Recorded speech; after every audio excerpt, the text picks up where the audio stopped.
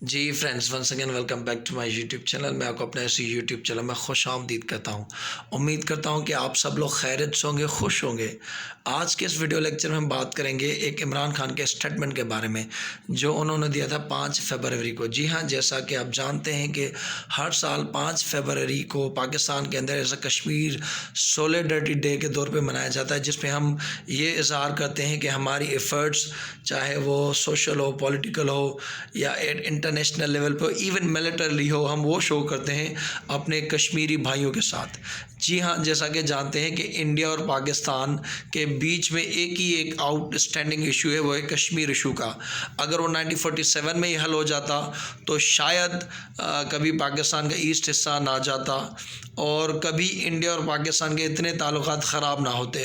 वो एक ideal neighbour रह सकते थे, अपने आप से ट्रेड वगैरह कर सकते थे, लेकिन इस कश्मीर इशू की वजह से वो एक दूसरे के जानी दुश्मन बन गए हैं। 4 जंगें लड़ चुके हैं और एक तरह से आज के टाइम में भी ये जो कश्मीर का इशू है वो अनरिजॉल्व है। आज के टाइम में भी हम कोशिश करते हैं पाकिस्तान कि ये कश्मीर का मसला हल हो जाए। उसी तनाजुर में 5 फरवरी को, जो कि हम एज ए सॉलिडरिटी डे मनाते हैं, वहाँ पे प्राइम मिनिस्टर इमरान खान ने कहा है कि we would give Kashmiris right to the independence, और उन्होंने ये भी कहा are they may want to join Pakistan. जी हाँ, हम ये चाहते हैं कि कश्मीरी लोगों को हक दिया जाए, क्योंकि ये कश्मीरी लोगों का इलाका है। वो डिसाइड करें आया वो पाकिस्तान ज्वाइन करना चाहते हैं, आया वो इंडिपेंडेंस रहना चाहते हैं। तो दोनों सिनेरियोस में पाकिस्तान को कौन सा ऑप्शन एक्सेप्टेबल होगा, क्या दोनों ही उनको एक्सेप्टेबल हैं, इंडिया कौन सा एक्सेप्ट करेगा, क्या ये पॉसिबल भी है कि कश्मीरी लोगों को आज़ादी मिले। आज के टाइम में जब नरेंद्र मोदी ने आर्टिकल 370 वगैरह हटा दिया और कश्मीर को अपने यूनियन टेरिटरी डिक्लेयर कर दिया है, तो बहुत कुछ आज के इस वीडियो लेक्चर में हम जानेंगे। लेक्चर को जाने से पहले, आगे करने से पहले आपसे रिक्वेस्ट है, इस वीडियो को बनाने के लिए मुझे कम से कम 3-4 घंटे लग गए हैं। आपको चैनल को सब्सक्राइब करने में 2 सेकंड नहीं लगेंगे, तो मेरे 3-4 घंटों की मेहनत की वजह से आप प्लीज़ 2 सेकंड में चैनल को सब्सक्राइब करें, आपकी बड़ी मेहरबानी होगी। आपसे अगेन एक रिक्वेस्ट है कि चैनल को सब्सक्राइब करें, ताकि ये एक इंकरेजिंग रहे मेरे लिए आगे वाले वीडियोस बनाने के लिए। जैसा कि जानते हैं कि मेरा एक पैटर्न होता है, मैं आपसे करंट अफेयर रिलेटेड एक सवाल पूछता हूं, अगर आपको उसका सही जवाब आता है तो उसका जवाब बता दें। जी, तो आप जैसा कि जानते हैं कि मेरा एक पैटर्न होता है, मैं आपसे हर वीडियो में आपसे करंट अफेयर रिलेटेड सवाल पूछता हूं, ताकि आपके करंट अफेयर के जो एमसीक्यू वो भी इम्प्रूव हो जाएं। अगर आपको सवाल का जवाब आता है तो नीचे कमेंट में जवाब दें, नहीं आता तो मैं वीडियो के एंड में मैं आपको बता दूंगा। आपसे आज का सवाल है, who is the current president of AJNK, Azad Jammu and Kashmir जो हमारे पास है AJNK, आपने बताना है कि उसके आज के टाइम में प्रेसिडेंट कौन है। जी हाँ, ये आज़ाद जम्मू एंड कश्मीर हमारे पास जो हिस्सा है पाकिस्तान के पास, वहाँ चीफ मिनिस्टर नहीं बल्कि प्राइम मिनिस्टर और प्रेसिडेंट होता है। तो आपने बताना है कि कौन है करंट प्रेसिडेंट ऑफ AJK। आपके ऑप्शन है मसूद खान, राजा फारूक हैदर, महबूबा मुफ्ती, फ़ारूक अब्दुल्ला। सही ऑप्शन आता है तो कमेंट में बताना, नहीं तो इंतज़ार करें, in the end of the video में मैं बता दूंगा। पहले मैं आपको एक ओवरव्यू भी दूंगा, लेकिन उससे पहले हम डिफरेंट न्यूज़पेपर में देख लें कि उसमें क्या क्या कवर। ये तेहरान टाइम्स है, ईरान की होगी, वो कह रहे हैं Pakistan PM we would give Kashmiris right to the independence. ये अल जज़ीरा माय फेवरेट वो कह रहे हैं Pakistan PM we would give Kashmiris right to the independence. Pakistan pledges Kashmiris to join or stay independent. ये जो थी वो टर्की की थी। ये वॉइस ऑफ अमेरिका है, Pakistan to allow Kashmiris to choose independence. उन्होंने कहा prime minister Imran Khan we would give Kashmiris right to the independence. अब हम इसका ओवरव्यू करते हैं। जी हाँ, जैसा कि जानते हैं कि ब्रिटिश हुक्मरान के जाने के बाद 1947 में काफ़ी जो बाउंड्रीज़ के इशूज़ से वो हल कर दिए गए थे, और जैसा कि लॉर्ड माउंटबेटन, उनकी जो इंक्लिनेशन थी वो टुवर्ड्स नेहरू वगैरह के यहाँ ज़्यादा थी, तो उन्होंने ज़्यादातर जो बाउंड्री की कमीशन वगैरह की या जो ज़्यादातर जो फेवर दी वो इंडिया को दी। एक तो बड़ा मुल्क था और वहाँ के वो वायसराय भी होने वाले थे, पाकिस्तान ने उनको अपना जॉइंट वायसराय बनाने से इनकार कर दिया था। तो बहरहाल उनकी ज़्यादा जो इंक्लाइनेशन थी टुवर्ड्स इंडिया थी, वो उनको फेवरेट करते हैं। और जो रेड क्लिफ कमीशन अवार्ड भी बना था सर रेड क्लिफ, वो ब्रिटिश के एक लॉयर थे, एक ऐसे बंदे को लाया गया जिसको सब कॉन्टिनेंट का, उनके लोगों का उनका पता भी नहीं था। बहरहाल उन्होंने एक ऐसी लाइन खींची जिसकी वजह से कुछ डिस्ट्रिक्ट्स पंजाब के और के कुछ और एरियाज़ के, जैसे गुरदासपुर है, कुछ और डिस्ट्रिक्ट या टाउन्स वगैरह इंडियन को दिए गए, जिसकी वजह से वहाँ की टेरिटरी जो थी वो कश्मीर की टेरिटरी में भी उनका आना जाना मीन्स एक तरह से रास्ता बन गया।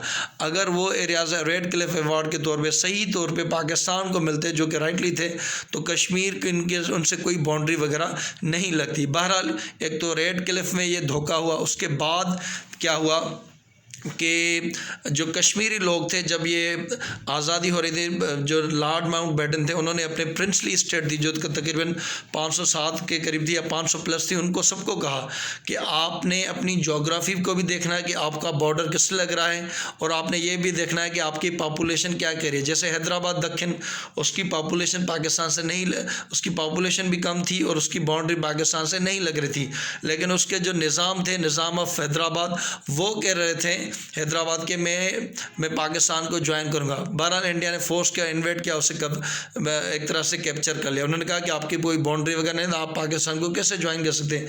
यही चीज़ उलट हो गई कश्मीर के मामले में। वहाँ के जो हिंदू रूलर थे वो हिंदू राजा थे, लेकिन वहाँ की जो आबादी थी, उनकी जो टेरिटरी थी वो पाकिस्तान से लग रही थी। तो 90+ के मुसलमान जो लोग वहाँ मौजूद थे, उन्होंने कहा कि हमें पाकिस्तान ज्वाइन करना है। बहरहाल वहाँ एक और फारूक के नाम से एक बंदे का किरदार आता है, वो आप तारीख में पढ़ लीजिएगा। बहरहाल उन्होंने मैनिपुलेट किया, नेहरू को कहा कि हमें आप स्पेशल स्टेटस का ओहदा दें, हम आपको ज्वाइन कर लेंगे। और कश्मीर को एक स्पेशल स्टेटस के तहत उनको अपनी असेंबली, अपना झंडा वगैरह देने की इजाज़त दी गई। बस ये कहा गया कि उनका जो डिफेंस है, लाइन ऑफ कम्युनिकेशन है और ट्रांसपोर्ट है, ये चीज़ें इंडिया देखेगा, बाकी चीज़ें वो अपनी आप बना लें। और आज के टाइम में मोदी ने उनको एक अच्छा गिफ्ट दे दिया कि उन्होंने आर्टिकल 370 और आर्टिकल 35 हटा दिया और उसको अपनी यूनियन टेरिटरी डिक्लेयर कर दिया, जो उन्होंने प्रॉमिस किया था कि अगर हम ये चीज़ करेंगे तो आपकी असेंबली से पास कराएंगे। बहरहाल उन्होंने वो कुछ पास भी नहीं करा दिया। और पहले जो कि कश्मीर एक स्पेशल स्टेटस था, उसकी सेमी ऑटोनॉमी दी थी, वहाँ पे कोई इंडियन जाके ज़मीन वगैरह ख़रीद नहीं कर सकता था। आज के टाइम में वो इंडियन कोई जॉब भी कर सकता है, ज़मीन भी खरीद सकता है। एक तरह से मोदी ने रिप्लिकेट किया है नेतन्याहू का प्लान, जो कि वो फ़लस्तीन में करें, उनकी लैंड वहाँ पे हड़पा रहे हैं और वहाँ पे अपने लोगों को इस्टेब्लिश करें। ये भी वहाँ यही करें नरेंद्र मोदी कि वहाँ पे अपने लोगों को इस्टेब्लिश किया जाए और उनको बिठाया जाए। तो ये इसी सिचुएशन को लेके आज के टाइम में हमारा जो मौजूदा सिचुएशन, हम तो अपने सारे मसले मसाइल डिप्लोमेटिक वे से हल करना चाहते, बातचीत से हल करना चाहते थे, लेकिन आज के टाइम में इंडिया से पाकिस्तान के लिए इससे बात करना मुश्किल है, क्योंकि उन्होंने आर्टिकल 370 आर्टिकल 35 हटा दिया है। जब तक वो उसे अपनी ओरिजिनल पोजीशन पे नहीं ले जाते, पाकिस्तान के लिए बात करना मुश्किल हो जाएगा और पाकिस्तान बात करेगा नहीं, क्योंकि ये धोखा होगा कश्मीरी लोगों के साथ। तो हमने यही एक शर्त रखी थी इंडिया से कि पहले आप आर्टिकल 370 आर्टिकल 35 रिस्टोर करें, फिर हम आपसे बात करेंगे। बहरहाल उन्होंने कर दिया है। आज वो उसको कह रहे हैं कि हमारी टेरिटरीज हैं, उसके अंदर है। जंग इज़ नॉट एन ऑप्शन, क्योंकि पाकिस्तान कन्वेंशनल जंग के उसके कंपेरिजन में है नहीं, वो हमसे 7 गुना ज़्यादा है। कन्वेंशनल में न्यूक्लियर करेंगे नहीं, क्योंकि दोनों ही तबाह हो जाएंगे।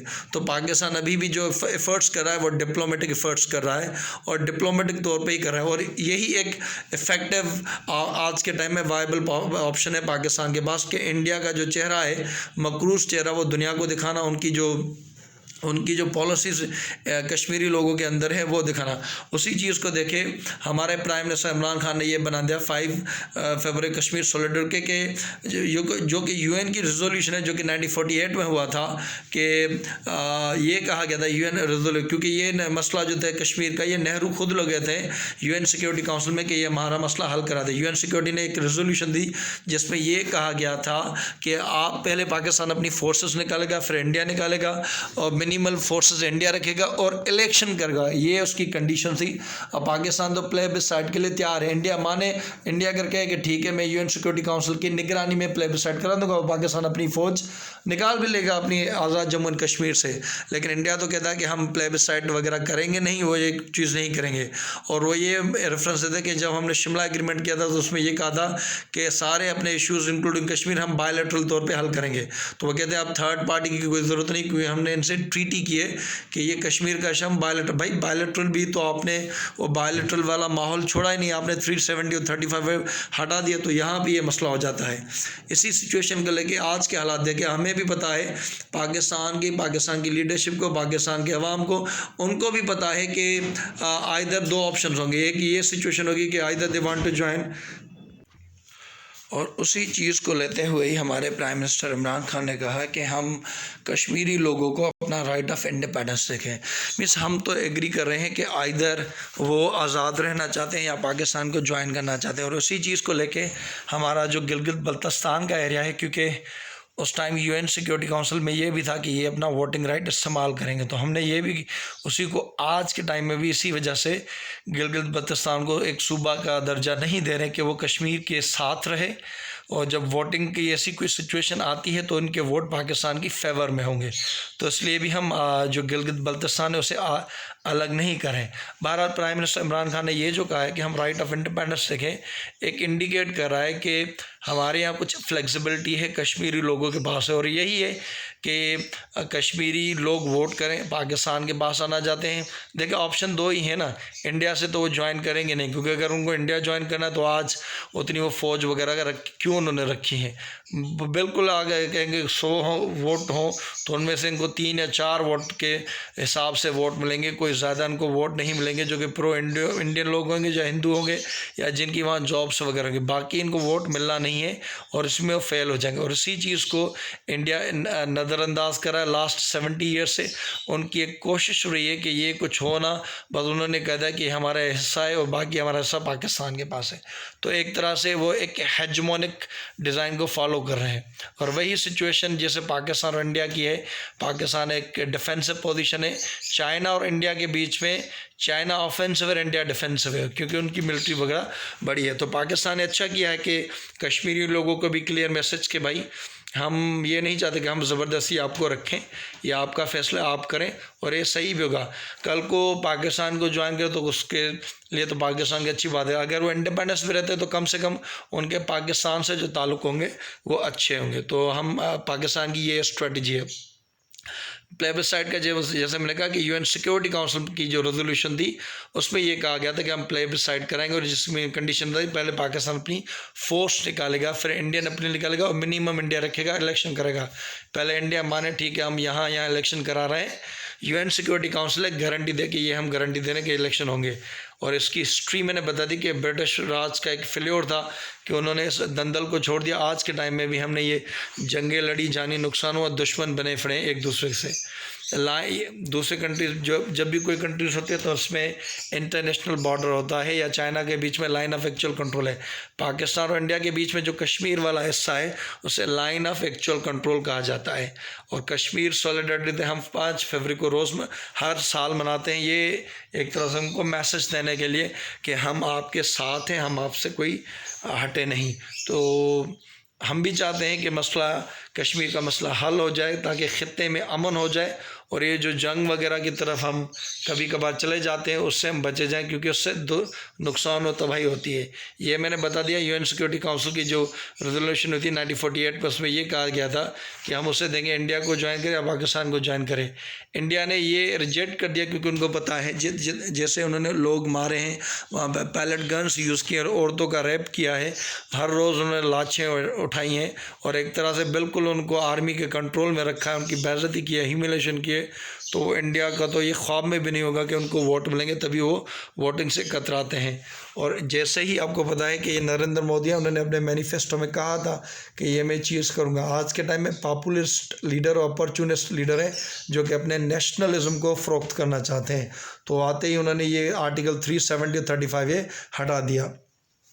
और आज के टाइम में अभी हम सुन रहे हैं तकरीबन सालों के बाद 2-3 साल होने वाले हैं कि वहाँ पे वो इंटरनेट को बहाल करें। देखिए आज के टाइम 21st सेंचुरी दुनिया इंटरनेट पे आ गई है।